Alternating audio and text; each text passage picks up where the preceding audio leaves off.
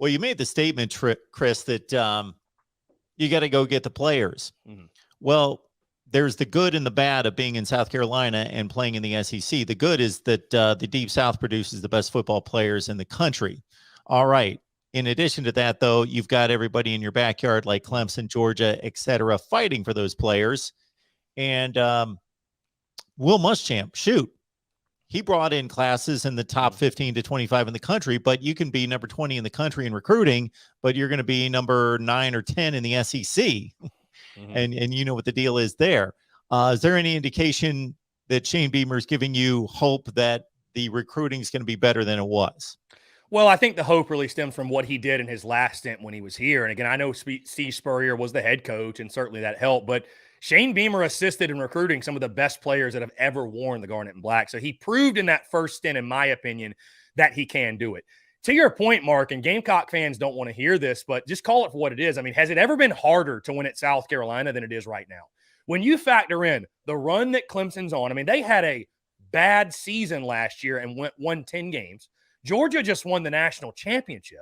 I mean, those are your two closest rivals, and you could argue they're in the midst of the greatest runs they've ever had in football in school history. So certainly it's not an easy task right now, what you're asking Shane Beamer to do. But, Mark, I've said this over and over and over, and certainly I do believe to compete for national titles.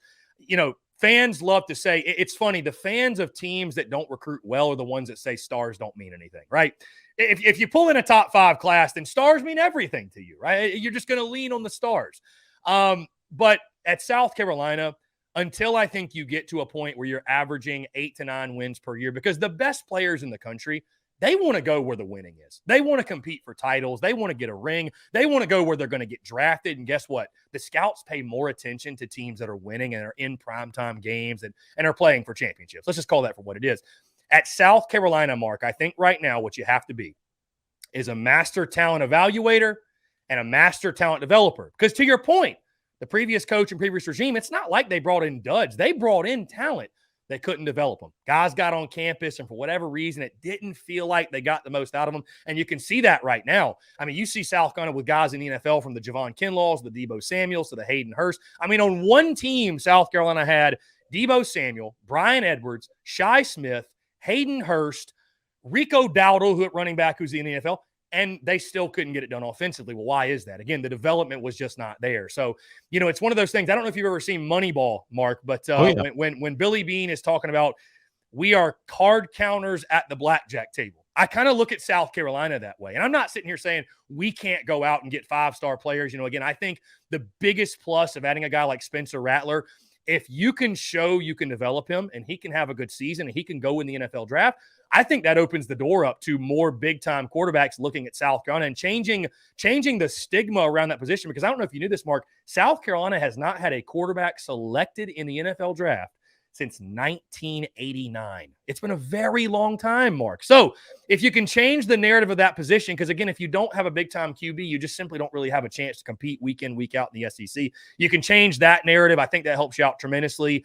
And again, I think as South Carolina continues to win games and get better and improve, you know, they're going to attract more big-time talent. Again, it's never going to not be a challenge with Clemson, Georgia all around you, the SEC. Because like you mentioned, I mean, South Carolina finished like 22nd in recruiting, but they're like 12th in the SEC. I mean, it's insanity how good the league is. But I do feel confident they can get the job done. Again, as long as you're pulling in my opinion, top 25 classes, and you're finding those guys that fit what you're building. You look at some of the greatest Gamecocks in school history. The one that jumps out, DJ Swearinger, was a 3-star player, turned out to be an All-American caliber defensive back. You look at Melvin Ingram, 3-star player, turned out to be one of the best D linemen in school history. Of course, obviously, you need to land those 5 stars every now and then. But again, right now, master talent evaluator, master talent developer, that's exactly what they did under Steve Spurrier. You look at his classes, they were never really, I mean, they had the one class, they ranked 7th in 2007.